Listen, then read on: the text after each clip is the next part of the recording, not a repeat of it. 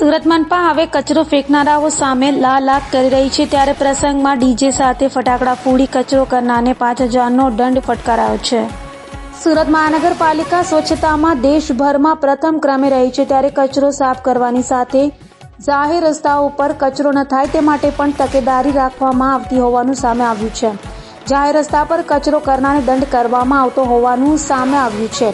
વરાછા વિસ્તારમાં આવેલા ઉમિયાધામ મંદિર પાસે વૈશાલી રોડ પરથી એક વરઘોડો પસાર થયો હતો, જેમાં ડીજેના તાલે કાગળ ઉડાવવામાં આવ્યા હતા, જેથી રસ્તા પર કચરો થયો હતો। આ કચરાને લઈને પાલિકા દ્વારા અશ્વિનભાઈ નટવરલાલ પંડ્યાને 5,000નો દંડ કરવામાં આવ્યો છે, જેની રસીદ પણ સોશિયલ મીડિયામાં વાયરલ થઈ રહી છે।